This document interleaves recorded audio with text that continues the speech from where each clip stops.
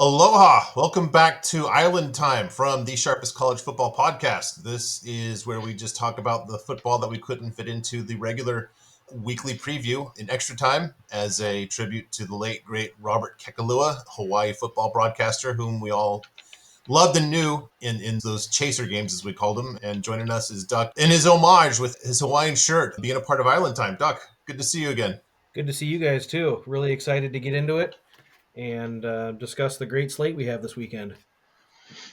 Yeah, because I'm lazy and ill prepared and ADHD, I don't have the name, but in our last/first episode of Island Time, one of the viewers had a great idea. He said, "Why don't you guys discuss the games where the models have the biggest difference?" And I thought that was brilliant. Dear listener, viewer, whoever you are, brilliant suggestion. We are going to take it. And guess what? I'm not going to give any credit because I'm not prepared. But we've got a handful of games here where my model and Robert's models disagree. And some of these actually would have been plays for one model, but for a difference in the other. With that, we will start with Friday night's game, Boise State giving, I think, 3 is the latest here at UNLV. Interesting thing here. My model had this where my brain was. I expected my model to basically have UNLV here by somewhere between a field goal and a touchdown. And that's how this has ended up here. Let me turn on my laser pointer here. There we go. I had my model has UNLV by 6. Very surprised that Robert's model actually has Boise by a very robust 16 points. So this was not a play, and because I'm disciplined to a fault, I'm not playing UNLV. Will be interesting because I still have Boise over 9.5 wins, so I need Boise to win this, but I'm not expecting to win at all here. What really, a couple things that stick out to me here. First of all, I've been harping on this all season. Boy, that Boise defense is not good. Sneakily not good. For the first time all season, I heard somebody else mention that this week on the early read. Reed Wallach was mentioning that Boise's defense is really feast or famine. They create a lot of negative plays, and if they don't do that, they seem to give up big chunks of yardage, which probably explains this really good defensive G-gap. There's probably a lot of sacks dragging that number down.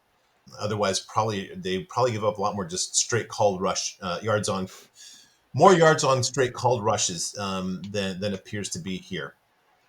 You know, lot of interesting dynamics in this game. You've got Boise with a good apex, UNLV with an exceptional apex here, and I want to point out there's a lot of Matthew Sluka in this 129. In our preview of Week 9, the regular one, I mentioned that Hajj Malik Williams he's now debuted in the top 10 at number 9. Actually, if we had done a full podcast, it was number 3 last week in Apex. So he is a 164. So that's really more of a guiding number than this season team Apex here for UNLV. I look at that and I look at this defensive apex of 146 for the Boise defense. This is, I think, where they are really vulnerable. More to that point, this is really concerning because this is I'm going to go air quotes here. This is the head coach's side of the ball. I'm still not convinced that Spencer Danielson is really the head coach. I'm really convinced that Dirk Cutter does everything except basically the crap that he doesn't want to do. So they let Spencer Danielson get the head coach title and do all the stuff that Dirk Cutter doesn't want to do. I've got an exceptional pass defense here, a pass defense here, and a really good run defense here by UNLV also. Trying to figure out where my model differs from Robert's.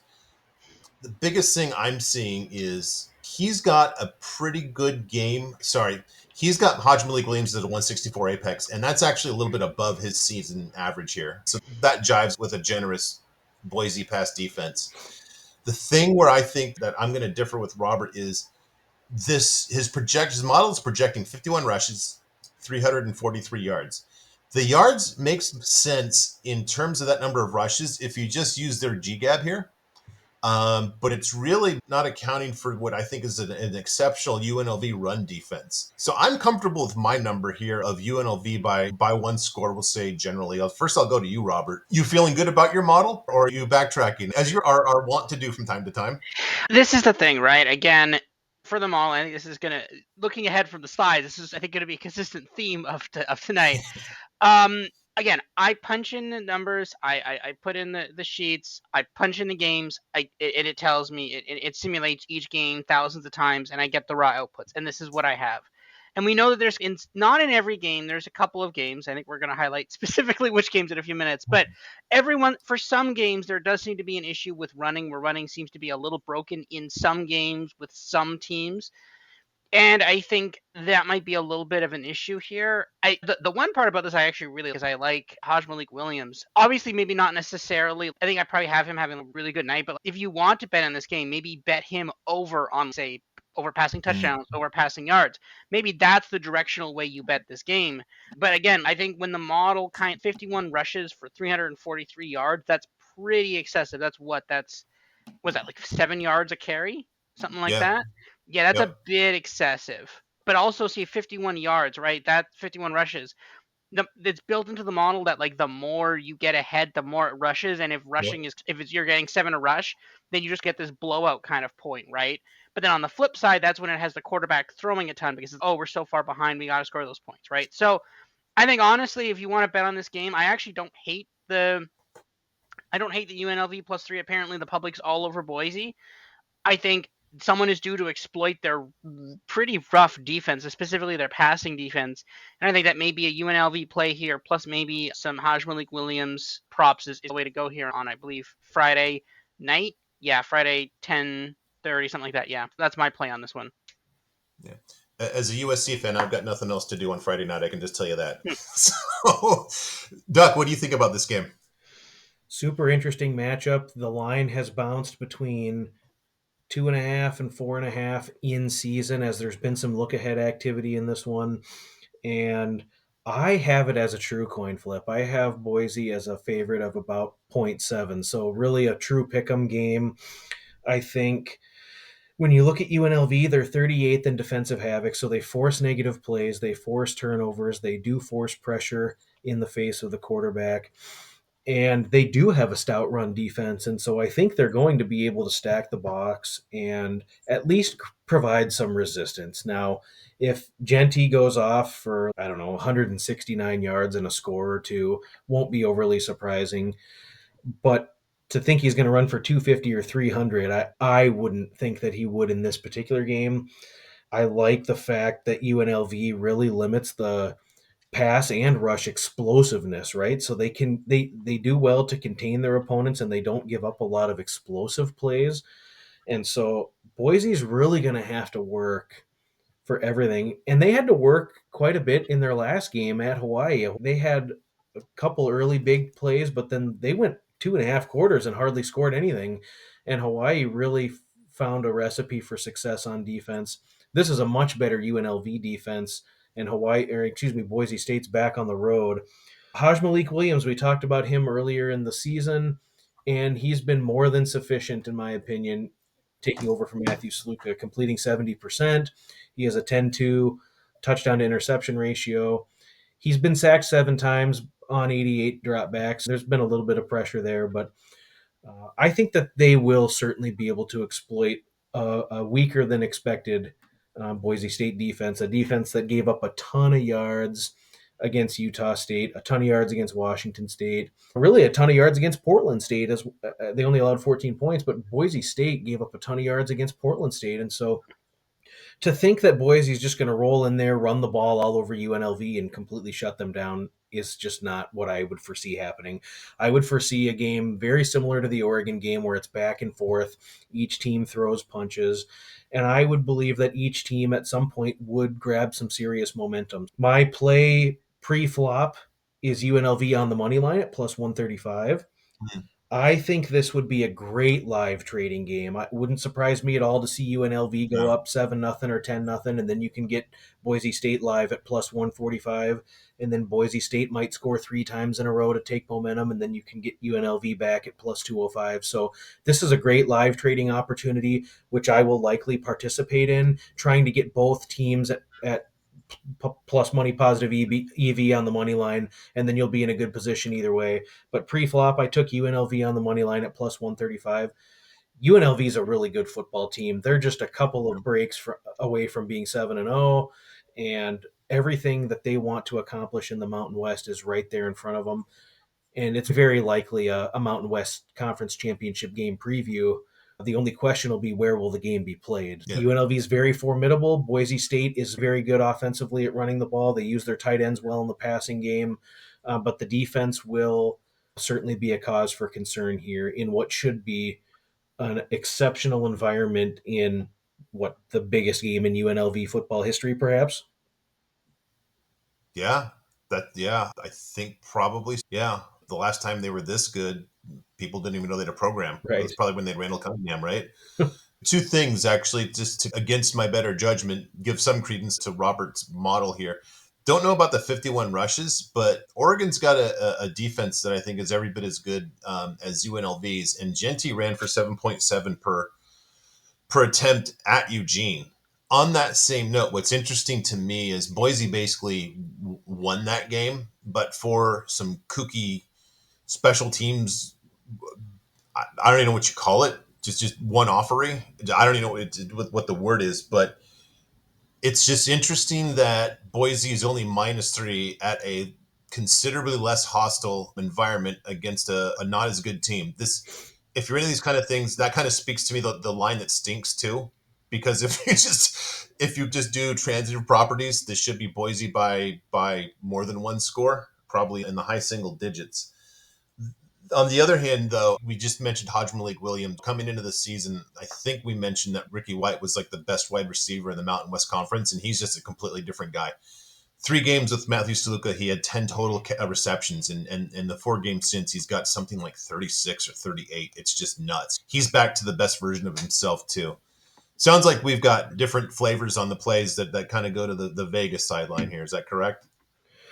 Yeah, and I think part of a handicap as well can be that it's important to read the market, right? They could have certainly opened up this line at 4.5 or 5 and tried to attract the UNLV money early, but I think the books are really comfortable getting a lot of the Boise money.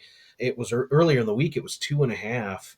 And so you see the outpour of Boise money, it goes to 3, but it just tells me that they're really comfortable having a strong position against them on Boise State. I'm certain the books will be rooting for UNLV in this matchup, but be interesting to see where the other interesting thing with the legalization of sports gambling in multiple states now, you have hundreds of thousands of players that are entering the market, and you have different services that are releasing plays at different times. The key moves always used to be on Monday or Tuesday, but really that's happening now on Thursday and into Friday. So it'll be real interesting to see where this line moves later on in the week, to see if there's a group that releases something on either side.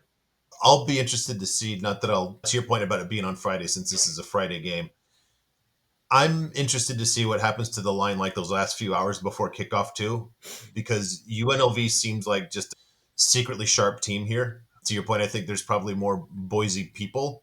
And I don't know this nearly as well, but just when I first read about this stuff, it seems that sharp money wants to let Joe Q Public bet up the money and just get on the dog at the highest number possible in the last few hours before kickoff. And that's what I just guess this probably comes down to well below a field goal by kick would be my expectation. But you know what? That's not what I do best. I just plug my numbers in the model and pretend to be a smart guy. Just a quick point on that. On Bet365, it's slightly ticked up to plus 140 on the money line. So maybe I think the books, Wow. yeah, the books again very slight. That's barely any movement, but the line is still minus 110. So I think the books need Boise, and I think this could potentially get to plus 3.5. So we'll see. Interesting. All right. A little below the radar in terms of headlines here, but really interesting game that, again, I actually, to be honest with you, I was a bit relieved that Robert's model took me off of this one because I was not really jazzed to jump in on Charlotte. Now, 18.5 is a lot, and Memphis does have some shortcomings. I kind of drubbed them in our part 1 of this week's episode, and just, they're not nearly as good as people think, but Jesus, Charlotte is not an easy watch. I'll just say that. I've got Memphis by only 5, and Robert has a runaway here, basically Memphis by 30. I can see this one getting away from Charlotte a little bit. You've got a really bad run defense here. Sneakily, everybody crushed him coming into the season, and it's been shown to be true so far. Seth Hennigan is not nearly as good as people think. He's basically having a bad season with an apex of 79. This is a team that really runs the ball better than passes, and this is I don't know. This is a vulnerability of Charlotte. They're equally bad against the pass too, but I think why take the chance if you can just run at your leisure, unless you're trying to get your quarterback well. I'm guessing I saw Max Brown for the first time. I wasn't really jazzed about what I saw. He looked like a guy with an apex of 70 against Navy. I don't know if this Memphis defense with a defensive apex of 111 is really generous enough to let him get well there. But if you look at the overall, my power ratings here, I have this basically, I have these defenses exactly the same. I have Memphis only better by 2 points on offense, and then you just adjust for venues, and that's how you get this 5 point difference here. Again, I wasn't really thrilled about this, and I was glad that Robert's model liked Memphis. Now, Robert again has this runaway scenario where they just run the ball into the ground, and I can see that being the case here. But he has Seth Hennigan with a 138 apex would be really, it'd be significantly above what he's done this season. Now he's going against a bad pass defense, but that's a little uncharacteristic for even when he was better last year. And it's got, I guess this is the thing too, where I would probably have some problems with Robert's model. Brown's apex is a 70 going into this season. He's got him at a 50 against a not a great Memphis pass defense too. So that's probably where we differ. And I think that maybe my model is just seeing that Charlotte can stop the Memphis offense. Robert, I think your model would talk me off of this one. I don't know if I buy the 30-point blowout, but I can buy it as much as I can buy just a 5 point win by Memphis. So what do you see in this one? Yeah, I think maybe that's a bit better there for Memphis than expected. But I will say, though, that like Charlotte does not have a good defense. It's one of the reasons why they're like a pretty good over team. So I think in that case, that's what the model is seeing. I think the model is saying, okay, they get back to swords, they blow out they blow this team out. I think I'm probably not going to touch it. It's not the greatest play. But again, you see that again, that 50 rushes, 350 yards, that kind of magic 7-something yards per play when the model seems to massively diverge from something. So I think I'm not going to play that. I'm definitely less confident in this one than the UNLV Boise one. And this one I think fades away into like a noon start there on Saturday. So yeah, I'm going to stay away from this one. What's interesting too is our models don't just differ. We each have more than a touchdown margin to the line too, which Yeah. if they're aligned, that's a dual model play definitionally. And now this is like a dual model crossouter. I don't know what this is called. What do you think about this one, Duck? Yeah, so you got a lot of things going on here that make this one real interesting, and both of these teams have had substantial outliers, right? So Memphis defense has actually played pretty well this year outside of the North Texas and Navy games, and Charlotte has played pretty poor offensively outside of their East Carolina game. So a couple things I have here. Charlotte is 122nd nationally in offensive havoc allowed against them. And havoc is typically defined as negative plays, tackles for loss, QB pressure, turnovers, and sacks. And Memphis is fifth in defensive havoc achieved. So I can see this playing out to where Charlotte is very consistently in second and third and long. They just allow too many negative plays. They've allowed 22 sacks surrendered. Memphis actually has secured 17 sacks on defense this year, and they've forced 16 fumbles. So I can see Charlotte really just flubbing it up on offense and struggling to stay on the field. They are really bad on third down. And the Memphis defense has actually been quite successful on third down, just allowing 33% conversions. So with that, I can see this kind of playing out like the Memphis South Florida game or the Memphis Middle Tennessee game, where while Memphis's offense is um, thought to be powerful, good, explosive, they just really haven't been. And Hennigan, to your point, has really left a little bit to be desired this year. He's missed wide open receivers. The offense has just looked like they've been in slow motion at times. And it's been really, if you've been backing Memphis to have high offensive outputs, at times it's been really quite bad. I think that Memphis's defense will really flex here in this particular game. Charlotte, in their losses, has not exceeded over 20 points this season. They've only achieved 20 points 3 times in their wins. I don't think they're going to win this game. And so I took Charlotte's team total under 20 and a half.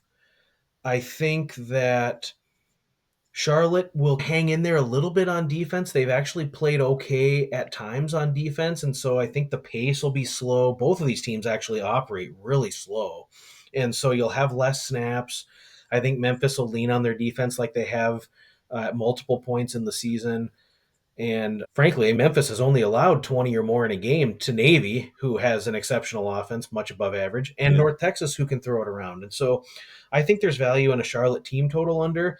If I was pressed to play the traditional side or total, I think Memphis could win the game by 17 to 21. So I would probably lean Memphis if squeezed, but I just think Charlotte's really going to have a tough time here because they just allow too many negative plays. All their quarterbacks combined, their quarterback room is a mess right now. They're only completing 55% with 10-8 touchdown to interception ratio. And so we haven't had a lot of real exceptional, exquisite production from Charlotte. I could just see this. I'm not going to say it's going to be 21 to 3 necessarily, but I could see this kind of being a defensive battle for a while where each team finds their footing in the first half or struggles to find their footing. I could see this 38-14 type of game or 31 to 14 type of game, but I do not believe that Charlotte will finish in excess of their posted team total. You make a really good point there about the Charlotte offense. And this is where I think my model just is indifferent to matchups. It just says who's good, by how much, Yep. run it through the machine and just say, here's the total. To that point, I can actually see you paint a great picture for how we can get the second and third and long. And from the guy that I saw at quarterback last week at Charlotte, that's not good. That will be a lot of 3-and-outs, and I can see that really getting to that 50 apex pretty quickly. And I can see that in turn just getting to 50 rushes and 357 yards. I like your team total under there. Two other things. You did mention that Memphis is not explosive. What's interesting about that is I've got metrics that actually say, weirdly, Charlotte is actually a more explosive offense in the passing game, which is odd to say, but we've got a couple of data points saying so. And what that really means And I'm too, glad. before you continue, is that means that you have Yeah, good metrics and your models are sound in what you're analyzing. no, thank you. That's purpose number one of the pod is to make me look smart. So thank you for that. The last thing that you mentioned, I think this can't, and this is from somebody who's been crushing the Memphis defense, is you cannot overlook, and I do allow for this, the strength of opponent and my metrics here, but you cannot overlook North Texas. I have as a top 20 rated offense, and Navy has been, I think, in the top 5 for weeks and weeks now. So it's probably making light bend a little bit when it comes to the Memphis numbers too. And I think that the change in opponent quality here could be a really nice, refreshing break. So that's a good sniff out of a good play there. I like that Charlotte under. Well done on that one, Duck. Anything more on this one, Robert, before we move on? No, I think that I'm in agreement. I think just I'm leaving this game alone. I don't hate the under, but the under team total, but yeah, I'm leaving this one alone. How about if Charlotte wins straight up, you wear the Biff Chope Poggi style cutoff sweatshirt? Oh, I'm just gonna take a pair of scissors to a t-shirt. I don't know. I'll do it. That says just Charlotte. I'll wear the Biff cutoff just so long as they win 1917. Okay, very specific. Fair. All right. Next game here. Interesting one here. I think you've got two teams, and just shout out to Reed Wallach again. He actually mentioned this in his pod that these are two teams going in different directions. It seemed I loved Arkansas coming into the year, and it seems like the market has caught up to them, and Taylon Green's plateaued. I'm guessing, although his backup looked pretty good in short stint when he was in, but their offense is coming back, regressing, let's say. And just like one of my UFO, it's not a play, but just let's call it a UFO, is just Mississippi State. This came in here on my grid as basically a Mississippi State possible play. I think when this opened, it was Arkansas State, Arkansas opened at 8.5, and I had this as a 1-point game. And I was thinking, this is interesting. So before I got Robert's model numbers, I was looking up, well, what's up with the Mississippi State? 4.0 offensive power rating. Great sign. You have a head coach who's an offensive genius, and you've got proof of concept here pretty quickly. And I don't know if they just gave up on Blake Shapen or if they didn't like him enough and they just wanted to give this Van Buren some more time just to adjust. I don't know that. You can let me know when we get to you, Duck. But he's actually, his apex the last 2 games is 84, which is not awesome, but it's good for a true freshman. And he faced two really good defenses in Georgia and Texas A&M. And guess what? He was much, much better against Georgia than the supposed Heisman Trophy winners of 2024 and 2025 that play in Austin. So there's a lot of signs to like here. I can buy my model. Robert is a little skeptical. His model is skeptical of Mississippi State here. And 2 outputs that I see in his model. He's got Mississippi State rushing for, this is a pretty typical amount, and I can buy that or Arkansas's run defense is good enough. And I think that 30 for 100 is just a typical Mississippi State game now. But he's got Van Buren with a 68 apex. Maybe I can see that. This is an above average Arkansas pass defense. But I just like the trajectory of Van Buren here. And I like that this is a home game too. And that's, I don't know. I think, Robert, you've said that your model's been different to venue. Is that Yes. correct? Yeah. So maybe if you're taking the averages, I think this might be a positive variance to the average. I don't know if that's enough to make up this variance here. Interesting, we both have Arkansas with the same amount of points here. I like my model, but again, even at 7.5, that's not enough for it to be a play. Push comes to shove. If you make me basically go with one model, I'd probably go with mine over yours, Robert. What do you think? One thing I will say is that although that Apex does look a little weak for him, one thing the model does a really good job of is if say a quarterback is really bad under pressure and a team is really good at generating pressure, Mm. then it has a knock-on effect. It basically, again, the thing I used to explain is like a super effective move in Pokemon. Super, like that's, I mean, that's, to be fair, it's funny, but that's like what this was based off of functionally, right? It's, oh, you're really bad under pressure and you're really good at generating pressure, so therefore that should punch through and have that should have a knock-on effect, like almost an exponential effect, rather than just, oh, okay, we're just going to glide down, you're going to be sharply down. And so I would say that's possible. Arkansas's defense has been pretty good. I think yes, they got beat up a little bit by LSU, but like the Tennessee game, that was an under game. There's been a lot of games that they've played that have been pretty low scoring. You have to imagine that's from the defense. So yeah, I think it's possible that maybe the model is projecting a couple sacks in there and getting to the quarterback a bit more and some bad throws and stuff. So that's definitely possible. That is a good point too, because I think if there's a good analog here, it would be that Tennessee game, because Tennessee's got about the same. They get there in a very different way because they run the ball until they basically tire you out because you're all over the field. Then you've opened the fields and you get these one-on-one matchups that they exploit when Nico actually is throwing the ball well. But this 4.0 from Mississippi State is not that different of a power rating from Tennessee's. Different way to get there, but I can see this Arkansas defense has done it before. Don't know why I want to call them Arkansas State so much, because Arkansas State does not play defense. Duck, what do you think about this one here? I really want to like Mississippi State. The hard thing is their defense Yeah. provides no pressure. They have only secured 5 sacks this year. They don't get a lot of turnovers, and they just don't provide a ton of explosive resistance on defense. So, one thing that I try to do when I'm looking at a team that on paper seems overmatched is if they have any sort of intestinal fortitude on defense and they can bank on third down play or negative plays created. And Mississippi State just does not do that. Their third down defense is terrible. They're allowing over 50% third down conversions. And Arkansas actually plays their best on third down, converting 51% on the season. So it would logically lead me to think that Arkansas offensively should be able to stay on the field and should be able to move the chains. Now, that doesn't necessarily result in a lot of points. And interestingly enough, all of Arkansas's conference games this year have been to the under. And so they are Mhm. a team that they're comfortable in lower scoring games, minus last week. The previous 3 conference games were all games they played pretty well, and the clock winds a lot. And I'll be real interested here to observe this. The other thing we have is Mississippi State's defense has not allowed less than 30 points against FBS foes. They've allowed 30 in every game. And so you have these two forces that are opposing that which one is going to take over here. This could very easily be one of those classic early noon kickoff SEC barn burners that ends up being a 41-38 type game. I lean to the fact that it's probably 27-20 or so. I really don't have a strong take on this one, but I could see the Arkansas defense not having to play as many snaps if their offense is able to stay on the field, extend drives, convert on third down. And so I could be talked into a Mississippi State team total under 26.5 or a full game under 58.5. But I don't have a real strong feel to tell anybody, yeah, that's what you should absolutely do in this case.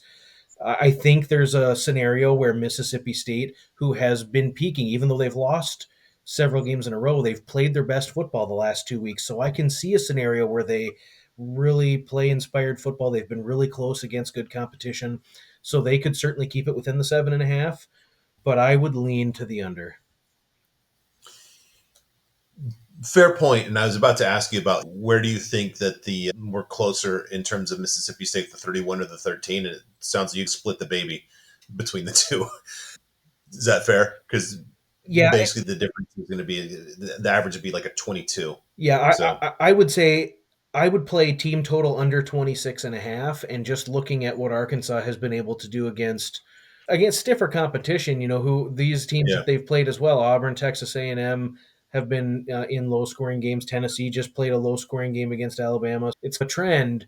It hasn't been a trend in the SEC, but it has been with Arkansas football, is that these games are lower scoring and not a lot of explosiveness. But Mississippi State defensively, they could be in a game situation where they're down 17-3 early in the second quarter, and they have no choice but to move the pace and throw the ball around and um, kind of rely on trying to play catch up. And so that could also put a wrench into the cog too. I think the quarterback situation is interesting because you had made mention of them pulling Blake Shapen, and I thought he was hurt. I know he had a boot on his foot and he had an ankle issue, and so they thought he yeah, might I be don't back, know. but I think he was hurt more than just fell out of favor. Interesting though that they are playing their best ball with Van Buren at quarterback though at the same time. Yeah. The other thing that makes this tricky is I always caution against just looking at one extreme data point, especially if it's the most recent, and saying, "Oh, this is where it is." But you have to measure that against okay, first year coach and a freshman quarterback, and you want to say that you see the trajectory, but as they say, progress is not always linear, and you could I don't know. And as I talk about it, just there's so many unknowns just in that little kind of part of this game. Probably better to pass. There's on the preview, I think we had between the totals and the dual model plays like 15 plays or so. No need to stretch yourself and just deploy capital where not needed. All right. The game that's on the top of everybody's mind this week, Central Michigan at Miami of Ohio. Cannot just, cannot get turn on any app, website, or whatever without seeing this just at the top and center of all discussion here. I What's interesting here is Robert and I have Central Michigan with basically the same number of points here. We just have Miami of Ohio in totally different. We're off by basically 2 touchdowns here. I'm pretty comfortable, number one, going against what is, once again, a really bad Central Michigan defense, particularly against the pass. 135 is bad. I will just say that in a conference that the past few years has really had horrible quarterback play, I guess if you normalize it for just competent passing, this is probably closer to 150. And again, just like last year, when it comes to the football in the air, Central Michigan is just bad at all aspects of it. They don't throw it and they can't defend it. And their bad quarterback, who has been on the bum list pretty much all year, if I remember correctly, Joe Labas. I don't know if that's his name, how his name is pronounced. Um, he's going against a good, now again, there's probably some actions that's juicing this number down a little bit, but Miami with a competent pass defense here. So I don't. If anything, I might be a little high with the Central Michigan total here. How do we break down what this difference in the totals are? Robert's model has basically Miami rushing for over almost 200 yards on 40 rushes, which feels about right on 40. That's about a GGAB of that makes sense. It's probably a little generous. And Brett Gabbert with an apex of 121, which he's capable of, especially against a bad pass defense like this. I guess where I'm just at odds with Robert's model is if I see this kind of offensive production from Miami, Ohio, and I've got basically a kind of inept Central Michigan offense that figures to give the ball back more often than not to Miami of Ohio, I don't see this 25 being a reality. I'm comfortable with my 39 here. So Robert, can you pair these two together and say, yeah, that makes sense to 25? I didn't see a lot of interceptions on the Gabbert output either. Yeah, that is a little weird. Seems like a pretty good production, but only 25 points. That does seem a bit odd. Yeah, it's what, 4 yards a rush? And that is weird, huh? I don't know. Yeah, Just just under under 5. five. Yeah, Yeah, that's very weird. I don't know, huh? Again, I'd have to look through it. Let me just take a look through it here again. But yeah, that's what the number says. Yeah, And it's if there's one thing that I would put in your favor about this is, and there's no way this feeds into yours, although maybe your model intuits it from something else. One of the things as I built this graphic this year, I've said when you see that this number is north of this number, you've got at least a physical team, and you've got that. Now, having this kind of quarterback play is going to force that issue, but hey, McElwain has actually made the rushing thing happen, so maybe that physicality is just manifesting itself overall. I Maybe that's what's feeding it, because it sounds like there are some key third down stops that your model is picking up in all those 1,000 games. yeah. I think there are. Because I have like him with 196, but not passing a lot though. Like 12 for 22 for 196 yards, 50-50 to get 2 passing touchdowns. One interception's about 50%, so not a ton of interceptions there. I guess it must just be Central Michigan rushing. Yeah, some big rushing numbers there. Maybe 250 rushing for Central Michigan. So maybe they're just killing the clock. Is what my model has. But I don't know. It's very odd that because the Miami Ohio defensive GGAP isn't horrible either. So it's possible that maybe I just have Yep. Central Michigan just killing a ton of clock with that.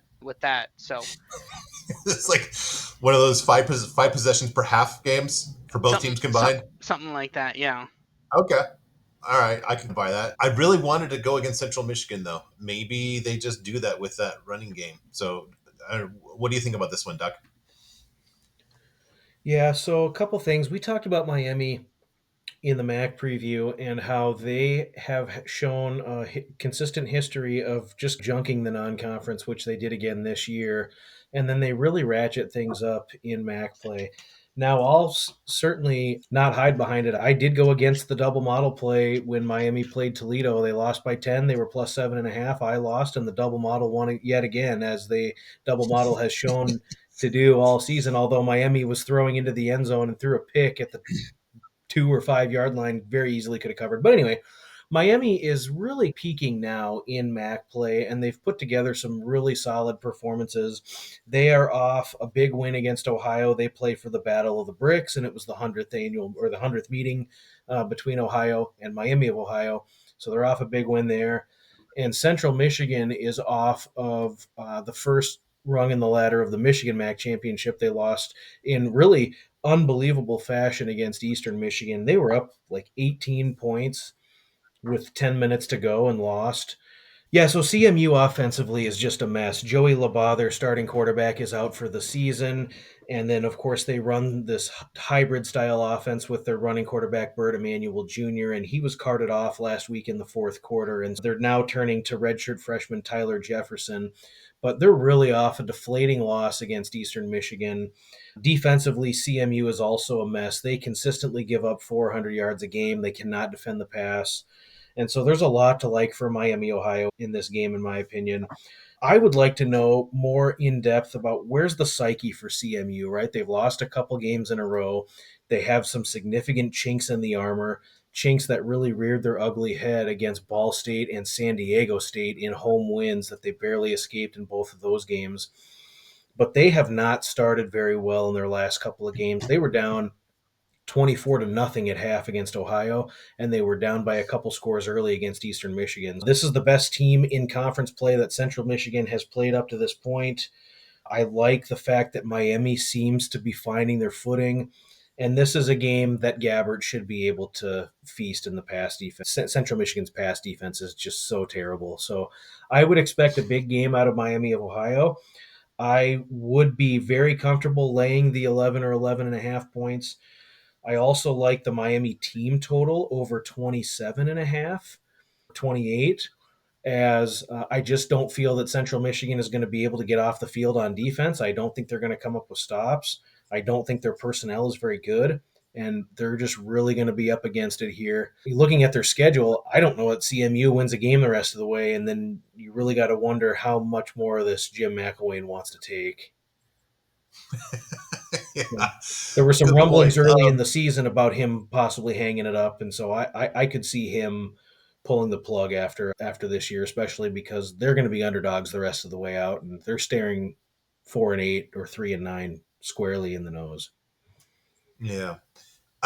What's interesting is, Robert, do you have your model on this one? Just curious who you have as quarterback for Central Michigan in this one. Tyler Jefferson. Okay, so you have him there. Geez, because my model basically is player indifferent, but when you're down to that third string quarterback, this 21 could be a little generous here, but still, you've got this as a field goal game. I have him going for 10 of 25 for 131 yards. So not particularly great. So it's, yeah, like you said, it's that Central Michigan running game. Mm-hmm. Which should be Speaking much of less which, explosive because Burt Emanuel will not be playing. Yeah, yeah, that's the thing. yeah. I was just looking up. We have interesting going-ons in the MAC just for a couple of minutes here. Miami of Ohio tied with Toledo and Buffalo, and I think one other team. Really interesting, the job that Pete Lembo's done at Buffalo, beating Toledo, and he had another win that surprised me too. He came into a tough spot, and he's way ahead of schedule. That's the first thing I just want to mention about the MAC. The second thing is a team that we were all high on when we did the MAC preview, turtled a little bit in the non-conference in Western Michigan, and yet they are 3-0 in MAC play. And just remember, they have pretty much by far the easiest schedule in the MAC. Now, I don't know if we had, they beat Buffalo. That's Buffalo's only loss in conference play. Aside from Northern Illinois and Bowling Green, they've got some pretty winnable games here. So the dream is alive for the Broncos. I like how the MAC is taking shape, but I was just curious. We just didn't pay much attention to Buffalo. Just, okay, Pete Lembo, nice coach, but it's going to be a while. But it's clearly not taking as long as I thought it was going to take a lot longer. What about you, Duck? Yeah, great turnaround for Pete Lembo, and really they've been pretty solid in conference play. The Western Michigan game was back and forth. They held a lead in that game and could easily have won. And they beat Northern Illinois, they beat Toledo, and then they lost a close one against Western Michigan. So they've played some of the stronger teams in the MAC and have performed very well. Yeah, And so yeah, it'll be real interesting to see how they factor into the decision because their last four are very winnable at Akron, Ball State, at Eastern Michigan, who is turning out to just not be very good, frankly. And then at home yeah. versus Kent State to finish the season Oh, out. So it'll be real interesting to see really how all of these assuredly is going to come down to tiebreakers because you look at the rest of the teams, there's yep. 6 teams at 2-1, Western Michigan's 3-0, and there's going to be the tiebreaker scenarios that come into it. So Boy, we've got Western you know Michigan, and I've got some Bowling Green as well. And Bowling Green's right in it, but what a massive game this week. who's sick to their stomach as you read off that schedule for Buffalo is Toledo. Yeah. Because Toledo needs Buffalo to lose one of those, and I would say Buffalo's at least a touchdown plus favorite in each of those games. And like when you're talking Kent State, that's at least a 17-point spread right there, at least, right? Oh, Boy, for certain. I don't know how you could lay 14 and a half anyway. yeah, this could be the time. And I try every year to do it. And I think this year I just said, no, I'm not going to do it. But this could be the time that Toledo misses the conference title game. I don't know, when Jason Candle's getting more credit than he usually gets. So interesting MAC talk there. All right. Last one. This is a little bit near and dear to my heart just because I was skeptical about Utah coming into the season. And again, I guess to the extent that you can just average in how many games Cam Rising is going to play before he applies for another medical red shirt, I guess I nailed how that plays out. Really, I was curious before I ran this. I thought, I wonder what Miles is going to say about Houston here.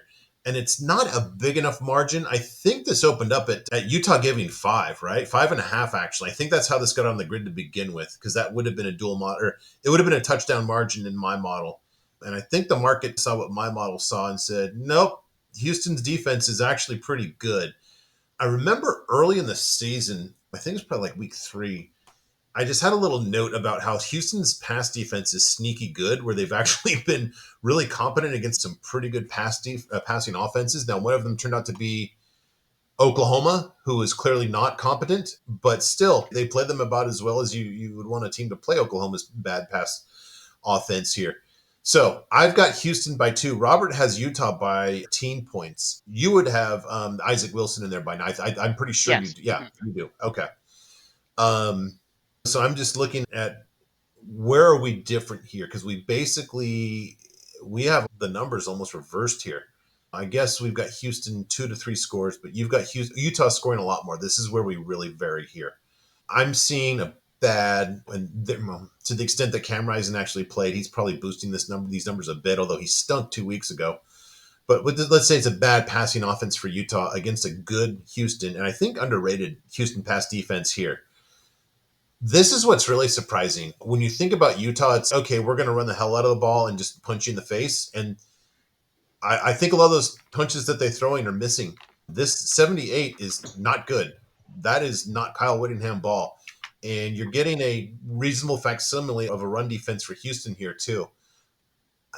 That makes me think that Roberts' rushing numbers here and the outputs is optimistic for my taking or my liking. Almost five a carry, which is realistic, but I don't 50 times for that many yards. Maybe they have to because this guy can't throw the ball. Isaac Wilson, he debuted on the bum list this week. Congratulations, Mr. Wilson. Actually, he was and Roberts was an underperformer. Yeah, it was I think he underperformer. made your Yeah. underperformer slide too. All kinds of great press clippings from Mr. Wilson here. Having said that, maybe the 16 is a little extreme, but push comes to shove, I think I'm more comfortable with 16 for Utah than 27. Robert, it seems like your model is resting upon a good rushing day for the Utes. Are you buying it objectively?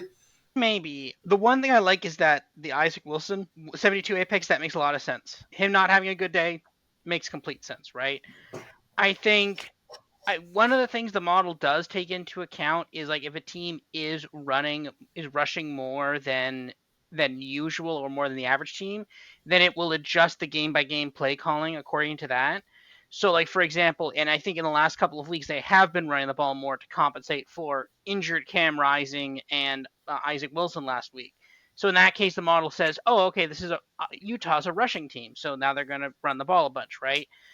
So I think that makes some sense there.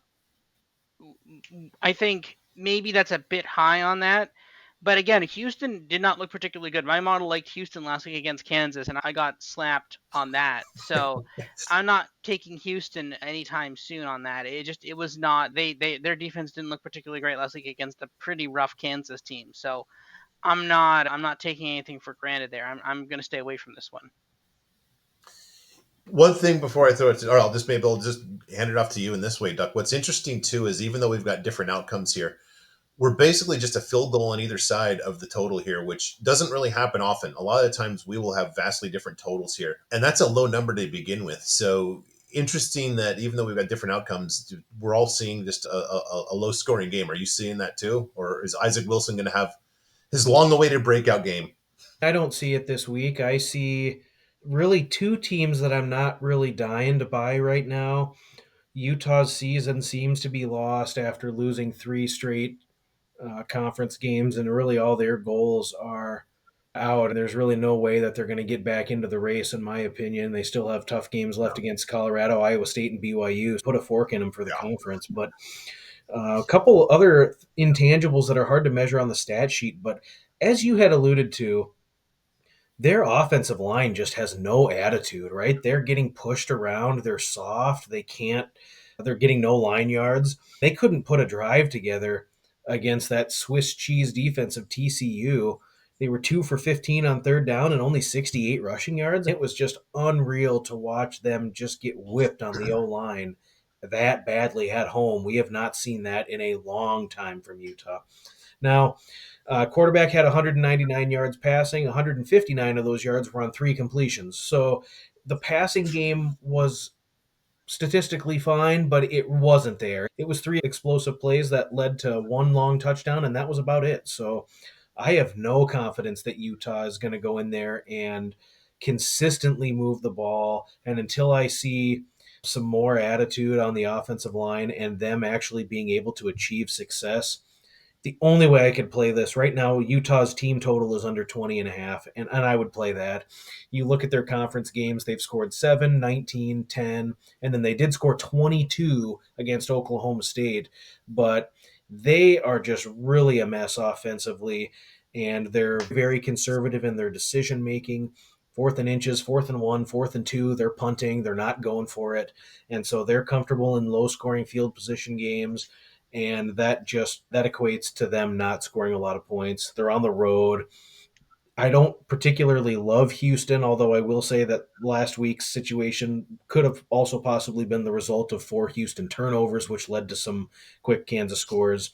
I think Houston can at least provide the same amount of resistance that TCU did. Now, with a week of practice to prep for it, maybe there's a little bit better performance, but I cannot see Utah having much success here. And the bigger story is Whittingham going to be sticking around long for the with the changes in the landscape of college football? Is the game passing him by a little bit, or does he want to have to deal with the headache of what is required in order to win in big time college football anymore? Yeah, two points that you brought up. You said Utah did score 22 against Oklahoma State. That is a really bad defense, so I don't even think that's a positive. That's a negative. That's a very obliging defense that Mike Gundy has. One little, I'm going to throw a counter narrative that basically had been thrown around the preseason is, oh my gosh, Utah's going to, and I bought into this. Utah's going to go into a very finesse conference and be the only physical team, and they're just going to punch people in the mouth, and they're better off in the Big 12 than the Pac 10. And I say this about 20% tongue in cheek, 30% maybe. I think they miss playing USC and just feeling like real men just after beating them for 4 quarters. And that's that's their shot at testosterone they're missing this season. They didn't get to beat up on little USC this year. I think there's something to that, honestly, to playing like a top 15 team and just rubbing their face in the ground for 60 minutes. So. Yeah, definitely. And you looked at the teams that they were consistently playing in the Pac-12 too. They were able to bully some of those teams, and they were able to win the line of scrimmage battles offensively and defensively and force turnovers. And just hasn't been that way this year. They've lost 6 straight games against the number, and just a Jeez. real hard team to want to back right now, in my opinion. No matter what the number is, I Yeah, don't know how they're laying a field goal. no, it doesn't make sense. Although to your point, this is almost like that, like kind of one of those what we call the price discovery week 1 games, where it's like, who knows what we're going to get here. That 3.5 could be a weighted average of a lot of widely varying appearances. I think that bell curve goes very wide in that case. It's not a silo for sure. Robert, anything else on this one? No, just that's I think we pretty much said everything we need to about that one. Yeah. Okay, cool. That is it. This was interesting. I do like just basically putting Robert on the spot to defend his model, especially when I can cherry pick the numbers to throw up there. I get to cross-examine my co-host, which I do anyways on the Monday pod that drops on Tuesdays.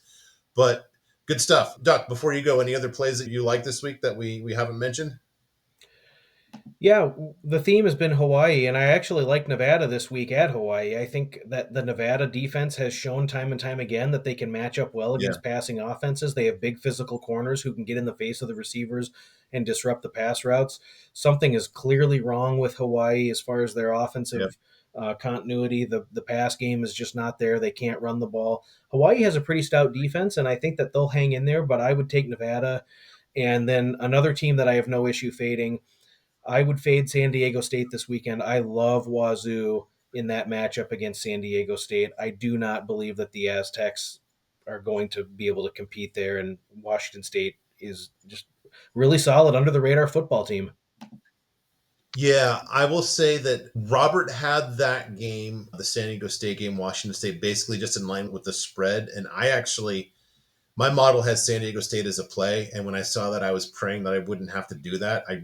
Some ish progress by Sean Lewis in year 1, but I'm not ready to put hard-earned money on him No. against a Washington State team that's clearly the better of the 2 Pac-12 teams. Going back, I like your play on Nevada. Hawaii it just is not happening on offense, which is interesting and a bit troublesome because by this point it should, with Timmy Chang as an offensive guy. Their defense, like you said, has been good, but I was really wrong about Nevada. And I think Chode actually got some good transfers, especially on defense that I did not see coming. And they're just like Barry Odom. They're like Mountain West Conference Plus players. The roster is full from fully formed thing, but that seems to be maybe the secret sauce, and that might actually inform where a lot of these G5 coaches come from. going forward is like, all right, if you're a coordinator / former head coach, recent head coach at a Power 5 conference, and you can bring just some guys that don't play, that don't mind going to wherever. Logan, just to use an example, that should open up, for example, that might be the next wave. And that's kind of something to keep an eye on, I think, bigger picture in the sport. Yeah, said, I agree. All right. Well, thank you, Duck. This was awesome. Robert, as always, good to speak with you. And I know you're juggling a few things like elections and things like that. Hang in there, buddy. Some important ones coming up. Yeah. Yeah, we're just a couple weeks away. Actually, a couple weeks away, literally. 2 weeks from I'll now. say Yeah. one more thing too. For anyone who is maybe a new listener, right? There's so much technicality with the podcast, right? We're building the models out and we're really analyzing the metrics. And there are so many things that the eye test can't quantify. And then there's also some things that the model can't quantify that you really need the eye test for. But your performance on the model has been really rock solid. And I think that anybody who's listening in needs to at least take note of the fact that when you're 62% ATS over a consistent amount of data points with your model plays, you're really analyzing the right things and the model is really picking up on key tendencies. And so I've been super impressed with what I've seen from the numbers. And just for anyone out there, this is a wonderful podcast to follow, and I make it part of my weekly repertoire. Appreciate that. And literally, just for those who don't know, I think if the pros get to 57, they're delighted, right? 57% win percentage. So yeah, that's the goal, 57, 58%. And that's really what we're trying to do here. We're in year 3 above that. So fingers crossed. I can't say, Robert, don't blow it, because if he blows it, my model's blowing it too. I don't know. We'll blame you then. Duck, don't blow it for us. Okay. So, all right. With that, thank you, everyone. We appreciate it. We appreciate your numbers going up and more viewers and listeners. Thank you so much. Good luck this weekend, and we will talk to you next week. Until then, bye. See you, everyone.